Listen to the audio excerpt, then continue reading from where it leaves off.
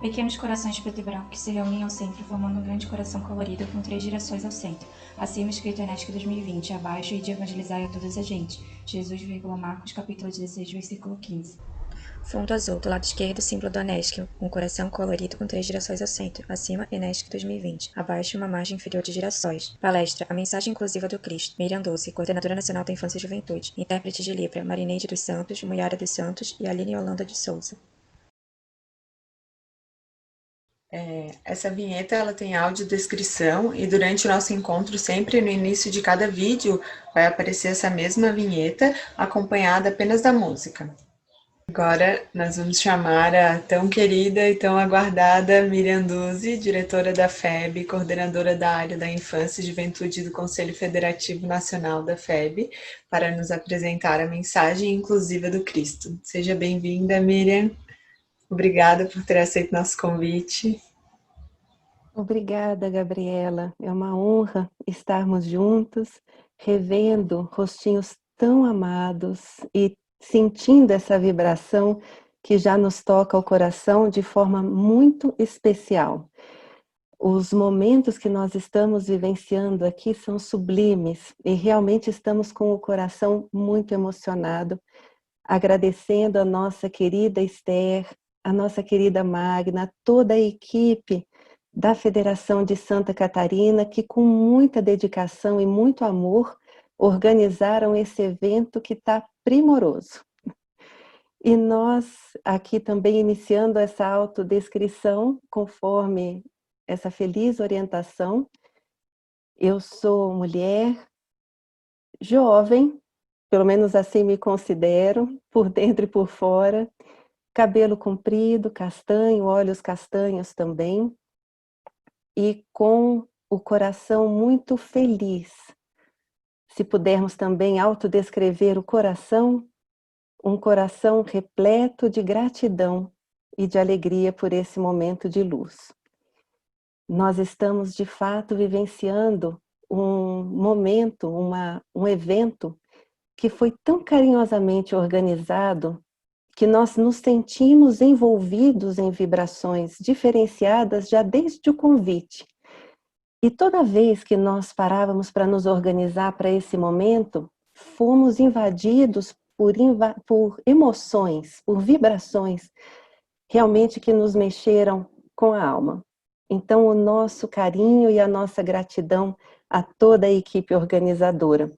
E todos nós vamos vivenciar aqui realmente uma programação primorosa. Muitos momentos interativos, oficinas, com reflexões compartilhadas para que a gente possa, de fato, sentir essa perspectiva inclusiva. E nesse momento, nós vamos também convidar os nossos amigos a fazermos uma viagem. Nós vamos, inclusive, compartilhar uma tela agora com os amigos, para que vocês possam visualizar, espero que estejam visualizando, se a equipe da organização puder nos dar um feedback apenas se está ok a projeção. Tá tudo ok. Obrigada. E o nosso convite, amigos, nesses breves minutos introdutórios, até porque todos vão poder vivenciar esse processo inclusivo ao longo do dia inteiro, é refletirmos juntos sobre a mensagem inclusiva de Jesus. E para isso, nós gostaríamos de fazer um convite a vocês, para que nós pudéssemos fazer uma viagem no tempo, caminharmos juntos por uma obra belíssima chamada Boa Nova. É uma obra especial que fica como uma dica de leitura para que nós possamos entrar um pouco na história do Evangelho, na história do Cristo e nas marcas que Ele deixou nos nossos corações.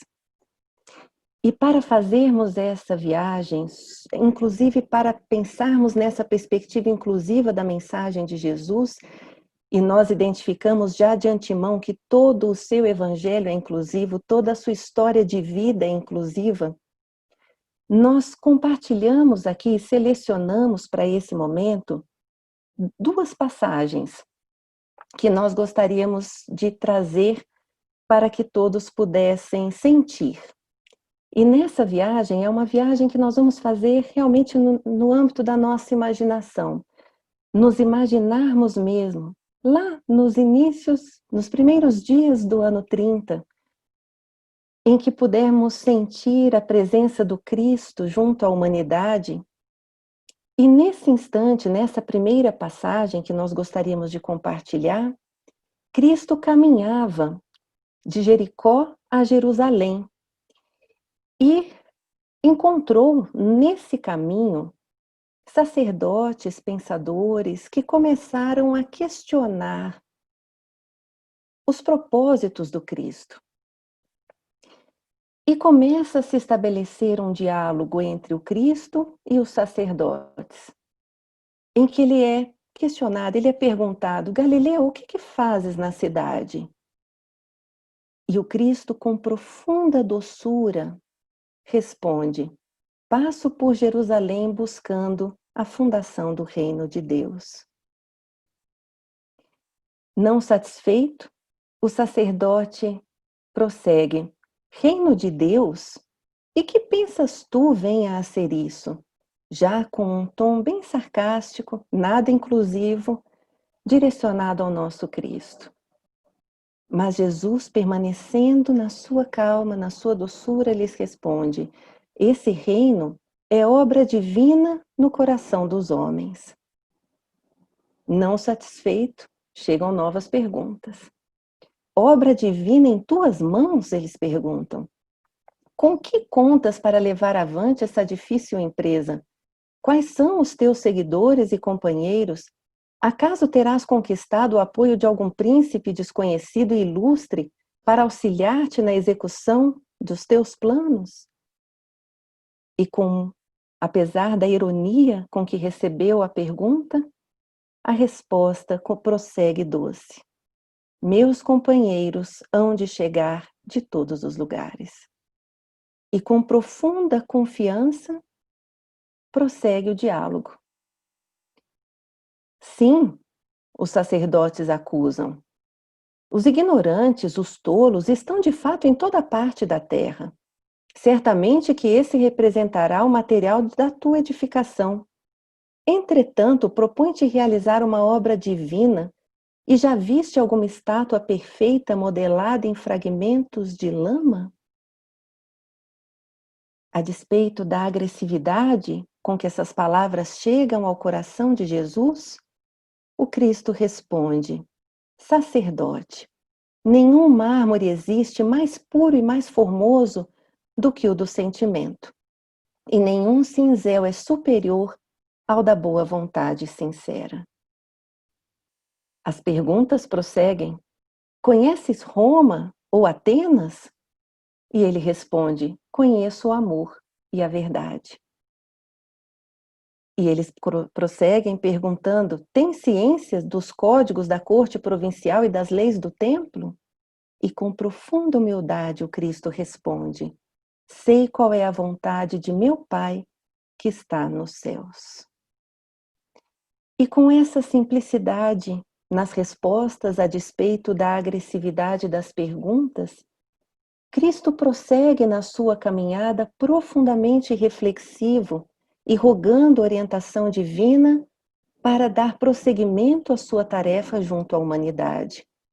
E consta que no dia seguinte, nas circunvizinhanças de Cafarnaum e já nas margens do Tiberíades, ele encontra um grupo de pescadores simples, mas profundamente dedicados, realizando a sua tarefa, cantando, felizes, servindo. E Cristo se aproxima desse grupo de pescadores. E ao chegar mais próximo, diz: Simão e André, filhos de Jonas, venho da parte de Deus e vos convido a trabalhar pela instituição do seu reino na terra. Consta que Simão e André ficaram atônitos, impactados com a presença de Jesus. Mas muito diferente da reação dos sacerdotes e dos pensadores, Eles respondem ao Cristo: sede bem-vindo, acolhendo-os, incluindo Jesus em seus corações. E logo em seguida, Jesus volta a lhes fazer uma pergunta: quereis ser meus discípulos? Ao que, após refletirem brevemente, ainda impactados com a vibração da presença do Cristo, respondem: Senhor, seguiremos os teus passos. E nesse clima de alegria, recebendo o abraço aconchegante do Cristo, em gratidão pelo reencontro de corações, seguem para a cidade, juntos, já dialogando sobre a obra divina. E ao chegarem no centro de Cafarnaum, lá encontram Levi.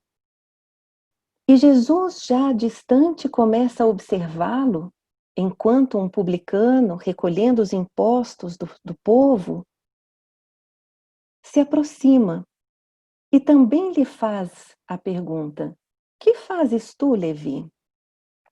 Ao que Levi, também reflexivo e positivamente impactado, responde ao Cristo: recolho os impostos do povo devidos a Herodes.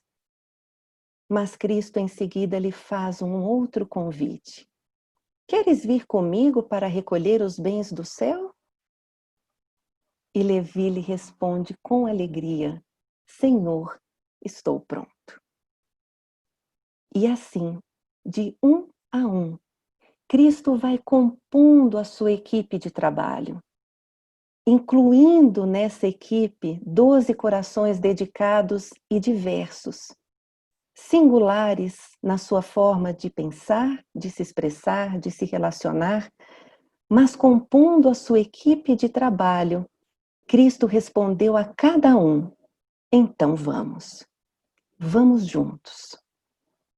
E todos se uniram na residência de Simão Pedro para as primeiras orientações, para receberem os princípios, as fundamentações daquilo que viria a transformar a humanidade inteira, mudando paradigmas, mudando a maneira de conceber a vida, o próximo, de conceber Deus, de conceber as leis, de conceber a essência do amor na vida de todos.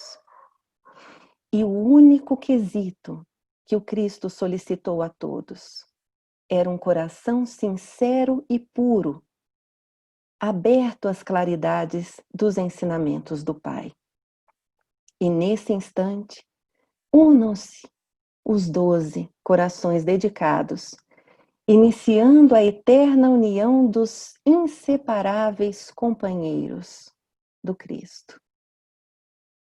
E essa primeira passagem que nós compartilhamos com os irmãos nos traz profundas reflexões sobre a postura inclusiva do Cristo em relação à própria equipe de trabalho.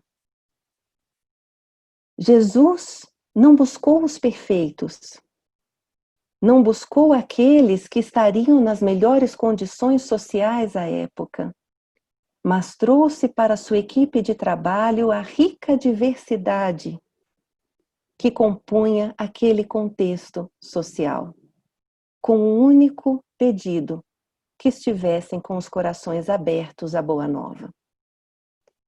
E nesse mosaico de diversidades dos nossos apóstolos, nós podemos encontrar aqui alguns dos princípios que já nortearam essa postura inclusiva do Cristo.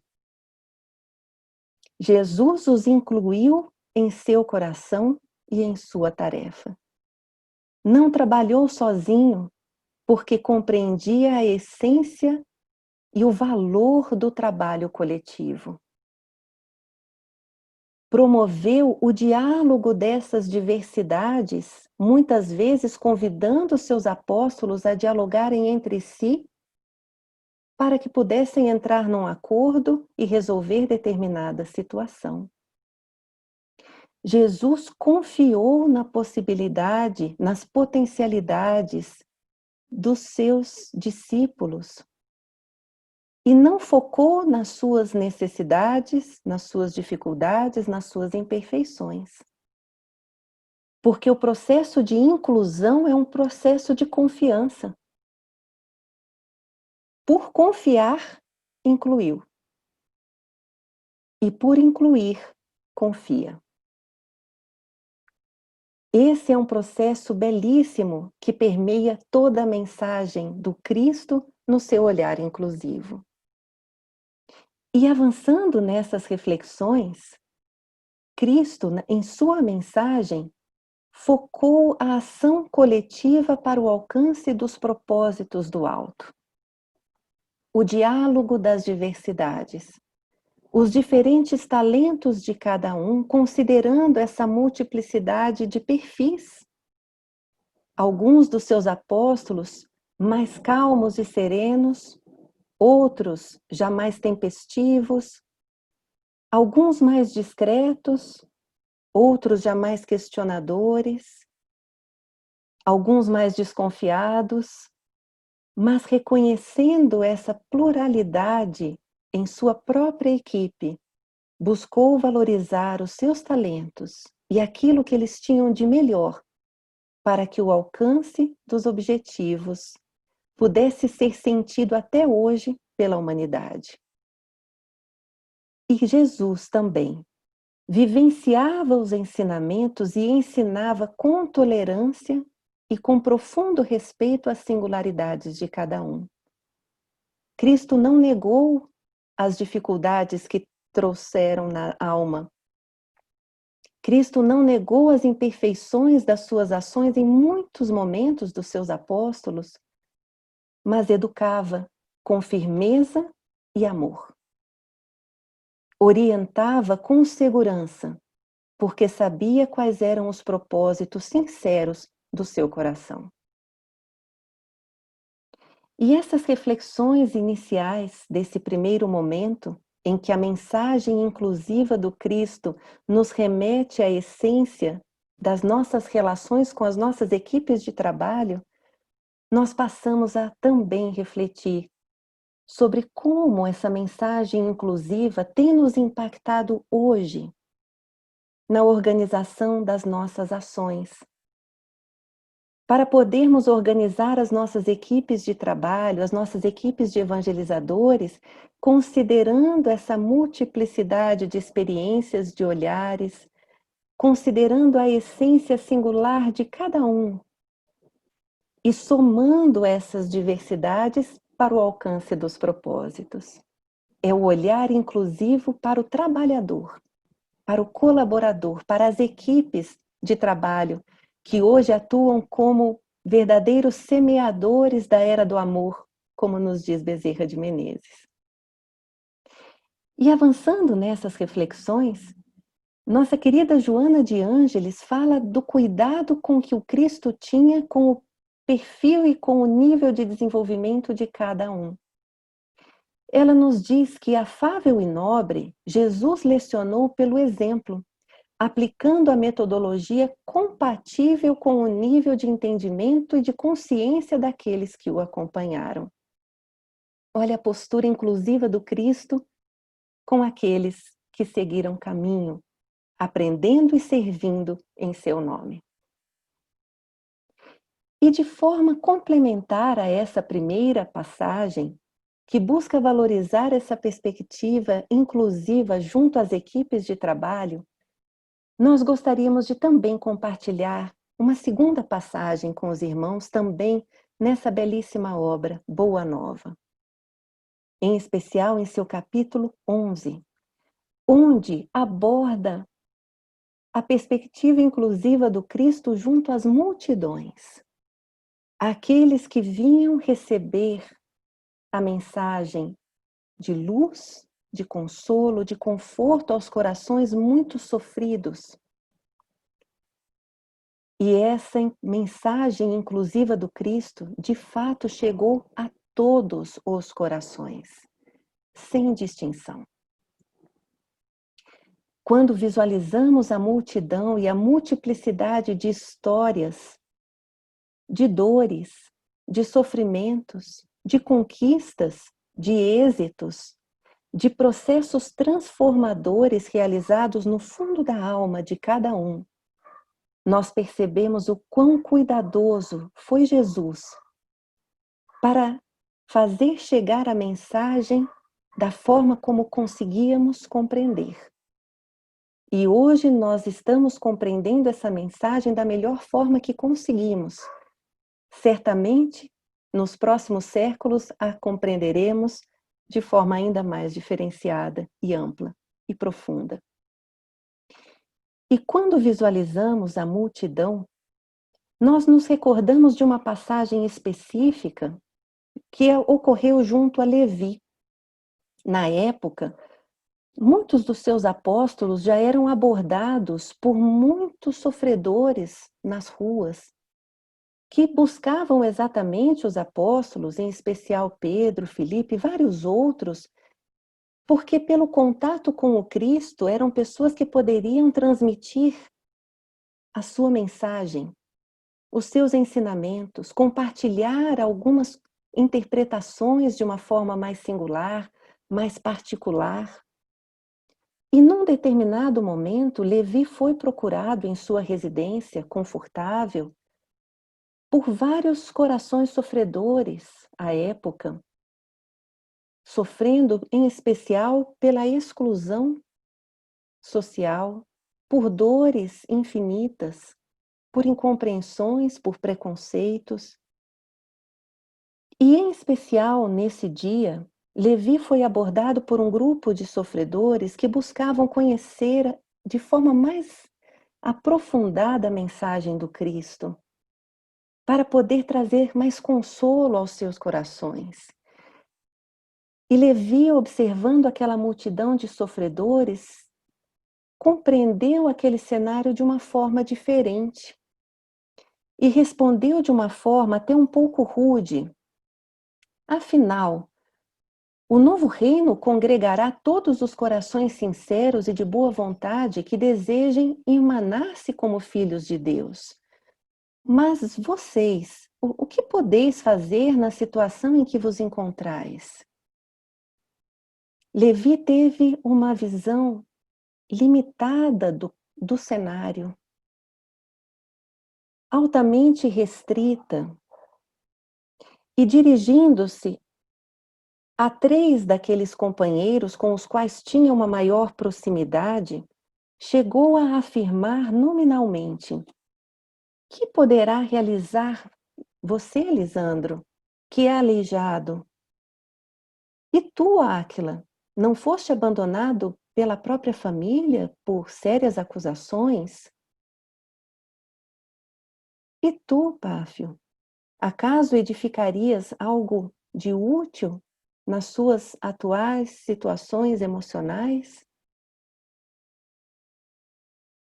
Nosso Levi, nesse momento, numa visão restrita, acabou apontando as deficiências dos nossos irmãos momentaneamente, apontando, ora, uma deficiência física, na questão do estar aleijado, uma deficiência moral na questão do abandono da família, uma deficiência emocional, e apontando as fragilidades, restringiu de tal forma a sua visão que limitou o sentimento de esperança naqueles que almejavam receber a boa nova. E esses irmãos saíram profundamente doloridos daquele diálogo, refletindo sobre a sua situação precária, a despeito do desejo de conhecer algo novo. E após esse episódio infeliz, consta que Jesus e André chegaram à sua residência e, após alguns diálogos, Levi compartilhou esse fato com Jesus e disse: que conseguiria o evangelho do reino com esses aleijados e mendigos? Eu não vejo, porém, como aceitar a contribuição desses desafortunados, desses vencidos pelo mundo que procuravam. Mas ao olhar do Cristo, foi um olhar diferenciado e altamente educativo para Levi nesse momento. Jesus responde: Levi, no entanto, nós precisamos amar e aceitar a preciosa colaboração dos vencidos do mundo. Se o Evangelho é a boa nova, como não há de ser a mensagem divina para eles que são tristes e deserdados da imensa família humana?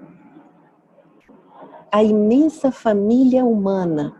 Olha como Jesus nos via. Altamente inclusivo, todos juntos como família. E ele prossegue o diálogo com Levi. Os vencedores da terra não necessitam de boas notícias. Nas derrotas da sorte, as criaturas ouvem mais alto a voz de Deus. Nos momentos de sofrimento, são os momentos em que nós mais nos abrimos à mensagem divina. E depois Levi se explica ao Cristo, falando das suas intenções. Ele falava, mas Jesus, eu fiz apenas isso partindo do meu intenso desejo de apressar a supremacia do Evangelho entre os que governam o mundo. Ao que Jesus imediatamente responde: quem governa o mundo é Deus, Pai de todos nós. Quer visão mais inclusiva do que essa? O amor não age com inquietação. Levi, e ele repete, é necessário amemos intensamente os desafortunados do mundo, porque estão nessa condição, inclusive, transitoriamente. E no fundo, todos nós o somos, em diferentes dimensões. Suas almas são a terra fecundada pelo adumo das lágrimas e das esperanças mais ardentes, onde as sementes do Evangelho desabrocharão para a luz da vida. Consta que nesse momento Mateus, Levi, ficou altamente reflexivo e com os olhos marejados, pensando no que havia feito, em arrependimento. Mas logo em seguida, Tiago, João e Pedro chegaram à residência de Levi. E juntos, após algumas breves palavras, saíram para um dos mais significativos momentos vivenciados pelo Cristo e que trouxeram um benefício incalculável a toda a humanidade: o Sermão da Montanha.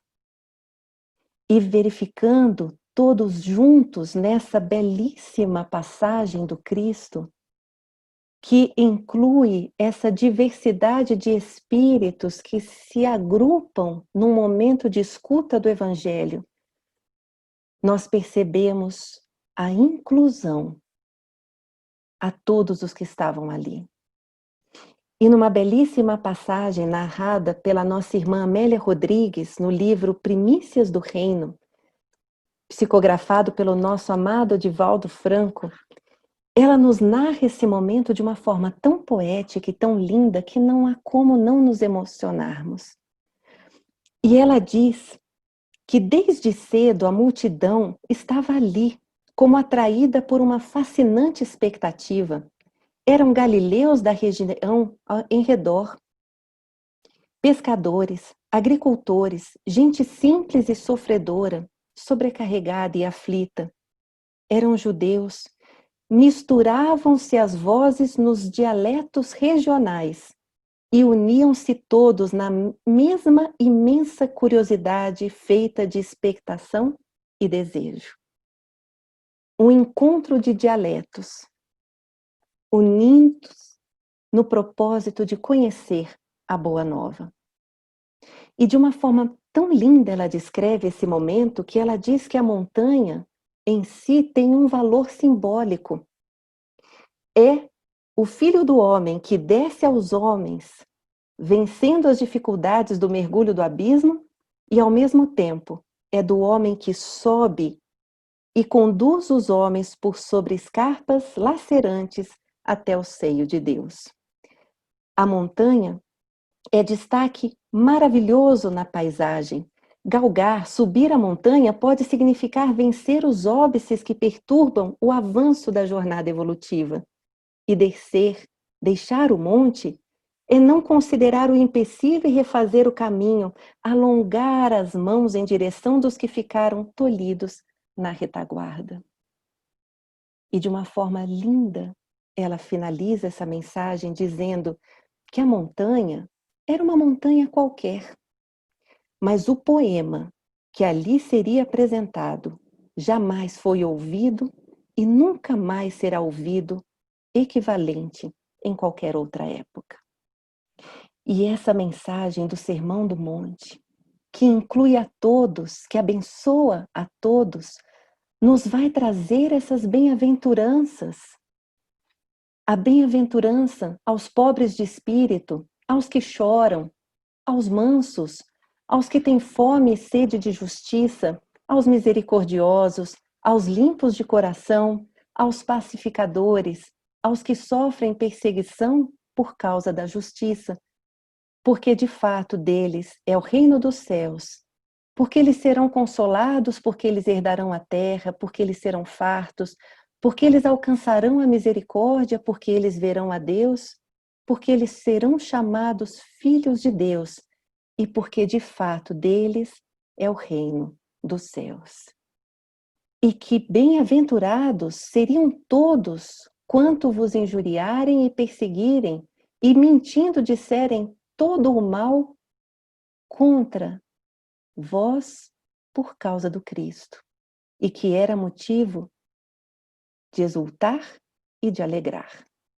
A mensagem do Cristo, a boa nova, é uma mensagem de alegria, e todos são dignos da alegria.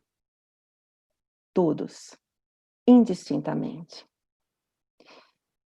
E para a beleza desse momento junto a Levi, e não é à toa que em seguida ele nos transmite, por meio do Evangelho de Mateus, essa beleza das bem-aventuranças em detalhes.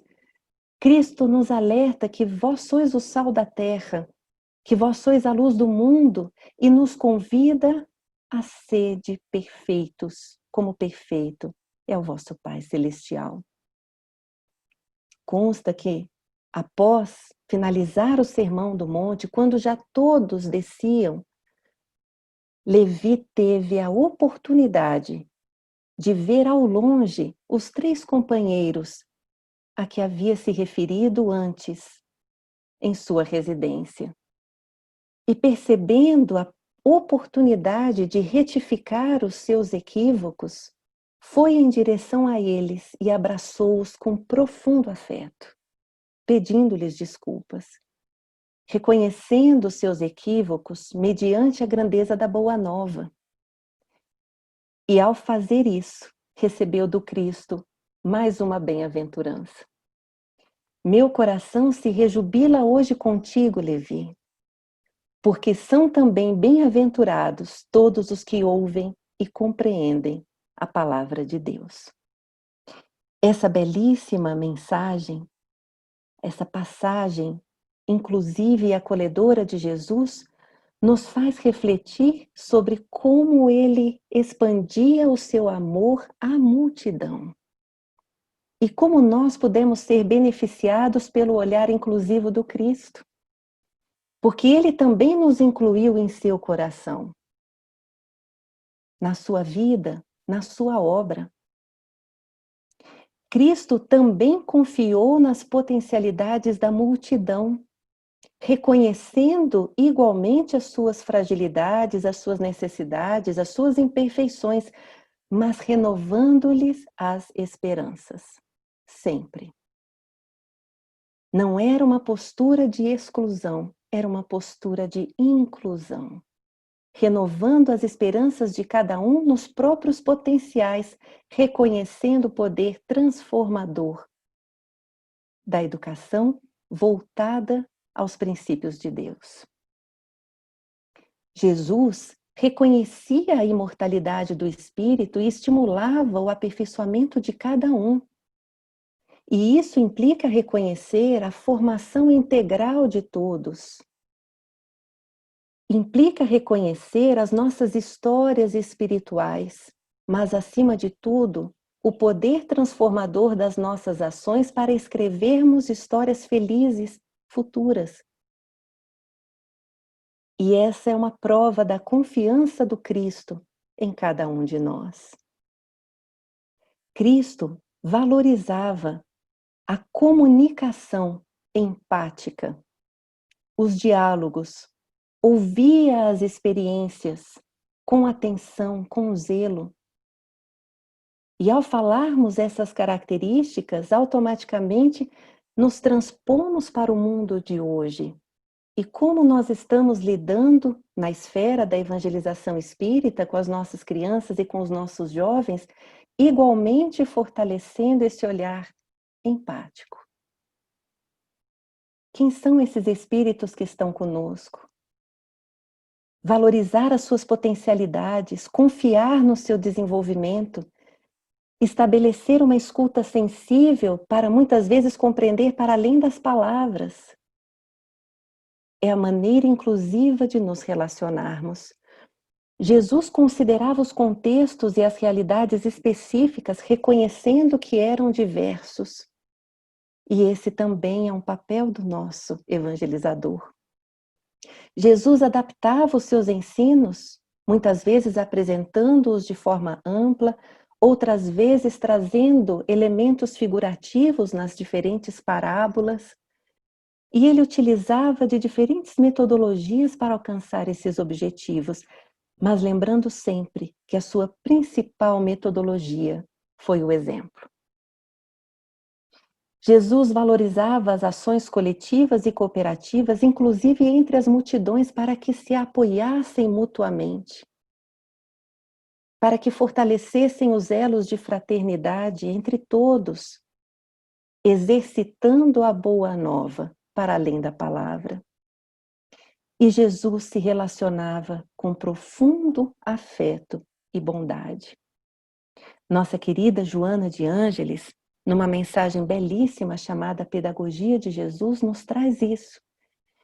Os seus eram sempre relacionamentos edificantes, nos quais o bem mantinha predominância, impossibilitando a distensão dos prejuízos da maledicência, do ódio, dos rancores, dos ciúmes, das disputas insensatas que por vezes ocorrem no âmbito interpessoal, mas que a bondade do Cristo nas suas relações prevalecia e retificava os caminhos. E ainda, que com ele a convivência é aprendida mediante o resultado do exercício da tolerância, que leva à fraternidade e ao auxílio recíproco entre todos. A vivência dessas virtudes, a compreensão empática, que hoje devem primar nas nossas relações para nos compreendermos todos de forma inclusiva, como filhos de Deus, como integrantes da mesma família do Pai, como irmãos. E por isso, conseguimos a partir dessas duas breves passagens, relacionadas ao olhar inclusivo do Cristo em relação à sua equipe, e também ao olhar inclusivo do Cristo pelo Sermão do Monte em relação às multidões, também podemos levantar esses olhares inclusivos, essas posturas inclusivas em diversas outras passagens, e que nós vamos apenas citar aqui a título de exemplo de forma muito breve. A própria mensagem áurea do Cristo, o seu ensinamento maior, amar a Deus sobre todas as coisas e ao próximo como a si mesmo, é um ensinamento altamente inclusivo. Ninguém fica de fora. Amar a Deus implica amar a toda a sua criação, de todos os reinos. Amar ao próximo, amar a si mesmo. A mensagem sublime, inclusiva do Cristo. E também a passagem em que se refere à humanidade como um grande rebanho e nos fala sobre a importância de atentarmos a cada uma das ovelhas, mesmo que precise deixar 99 em cuidado para buscar aquela que ficou para trás. Porque haverá apenas um rebanho e um só pastor. O desejo da inclusão, de agregar, de acolher, o sentimento de toda a humanidade de se sentir protegido pelo Cristo, integrantes do seu rebanho de amor. Não é um sentimento gostoso, lindo? Se nos transmite uma segurança singular. Ainda podemos identificar esse olhar inclusivo quando convida as crianças a se aproximarem, pois delas são o reino de Deus. Não se restringindo aos critérios etários, porque a boa nova deve chegar a todos os corações indistintamente. E quanto mais cedo, melhor. Por isso estamos hoje trabalhando juntos na evangelização infanto-juvenil de uma forma tão bela e encontrando abençoados semeadores nos diferentes rincões do país, do mundo, fortalecendo a aproximação da Boa Nova a todos os corações, a todas as mentes, a todas as mãos. Nós também identificamos a postura inclusiva do Cristo diante da mulher adúltera, quando fala que aquele que dentre vós está sem pecado seja o primeiro que atire a pedra. Que inclusão! Alguém se vê fora disso? Pois todos nós temos os nossos equívocos em diferentes dimensões, mas ao mesmo tempo, não são apenas os equívocos que nos unem, mas hoje já somos unidos pelo propósito de acertar. Ainda encontramos essa filosofia belíssima do Cristo quando nos convida a amar os inimigos, pois até então a máxima era apenas de amar os amigos, os familiares, aqueles que já nos são caros aos corações. Amar aos inimigos é altamente inclusivo, compreendendo as nascentes do coração do irmão hoje em equívoco e as nascentes dos nossos próprios corações que muitas vezes nos colocamos na condição de inimigo. É o convite à transformação, é a mudança de paradigmas altamente inclusivo que o Cristo nos traz. A própria parábola do semeador, ao nos apontar diferentes cenários onde a semente é lançada e diferentes reações perante a boa semente, nos mostrando a diversidade dos estágios com que nos encontramos espiritualmente. Também a parábola do filho pródigo, ao receber aquele que retorna ao lar após as suas escolhas e os seus equívocos. É inclusão. Somos nós, os filhos pródigos, voltando à casa do Pai, para aprendermos, para crescermos, certos do seu amor incondicional em relação a cada um de nós. O amor inclusivo. Também na passagem da candeia sobre o candeeiro, porque a luz deve ser a todos. Não pode ficar escondida, a boa nova precisa ser divulgada a todos. E a luz não escolhe aonde chegar. Essa passagem nos remete ao olhar inclusivo do Cristo para a boa nova. E ainda, o ide e evangelizai a todas as gentes. Ide e pregai o evangelho a toda a criatura, a todos, indistintamente novamente. A cada coração, pois todos nós estamos sedentos da boa nova, sedentos da boa semente, sedentos do bom exemplo, sedentos da mensagem inclusiva do Cristo. E agora, queridos amigos, já nos encaminhando para o encerramento desse nosso breve momento introdutório, nós compartilhamos com os irmãos uma última mensagem do Cristo em relação a nós, nos trazendo na condição de amigos. E essa mensagem inclusiva nos traz para perto do seu coração. Cristo nos diz: Tenho dado aos meus discípulos o título de amigos por ser o maior de todos. E ele depois diz: já não vos chamo servos, porque o servo não sabe o que faz o seu senhor. Tenho-vos chamado amigos, porque revelei tudo quanto sei de meu Pai. Cristo os incluiu como amigos, os seus discípulos.